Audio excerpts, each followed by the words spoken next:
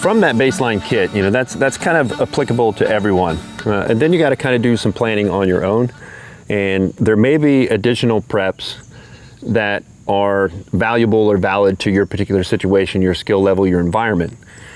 So when adding to that baseline, what I like to do is just add what I call supplemental kits. They're supplemental in that they supplement that baseline kit, but they're more situation dependent. They may not be something you need all the time, but it's something that you should have available if that situation applies to you. And one of the most prominent examples of that is probably the urban supplemental kit. The needs don't necessarily change from an urban to a rural environment, from the city to the woodland. They don't necessarily change, but some of the resources available do change. So I think that there are some valuable supplements that you could add if you're in an urban environment and it applies to you. So when we're talking about fire, and of course, you know, shelter and clothing choices, that really doesn't change. There's a lot of shelter in urban environments, probably more so than readily available shelter, more so than there is in the rural environments. But you know, the fuel resources are not quite the same. So I think that for an urban kit, one thing that I would want to add is some sort of stove with a fuel source, and in this case, just a can of isopropane is one. And the particular stove that I've had and been using for about, I would say 15 to 20 years now, is an MSR pocket rocket, which is just a real small, lightweight stove, really effective. Used this for well over a decade, maybe close to 2 by now, but it's still small and lightweight, packable. But because I expect in an urban environment to have not so much as far as the fuel resources that are in, I would find in the woodlands, you know, this is a good idea to pack this as a supplement to your baseline.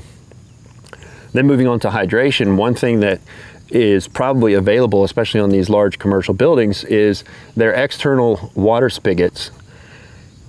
On all these commercial buildings, if you have what's called a Silcock key in your kit, then you can actually turn those on and access that freshwater resource in a commercial building in an urban environment. So a simple Silcock key is really invaluable in an urban situation. So that's one that I would recommend putting in your urban supplemental kit.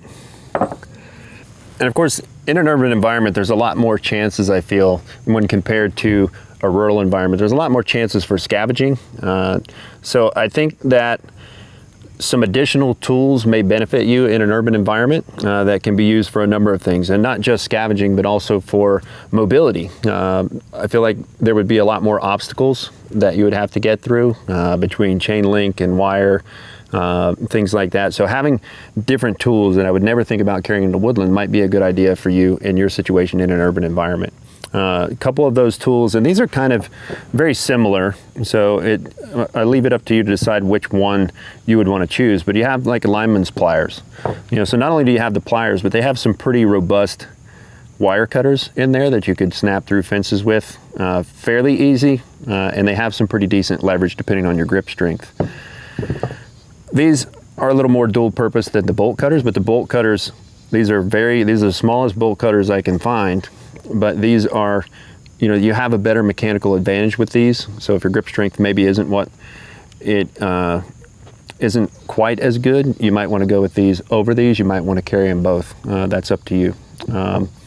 You could probably cut some small locks or some hasps that the lock is on with this. If you're into scavenging, just, you know, obviously do whatever your conscience allows you to do. But those are some tools you might think about having. And another tool that I really like is kind of a mini crowbar.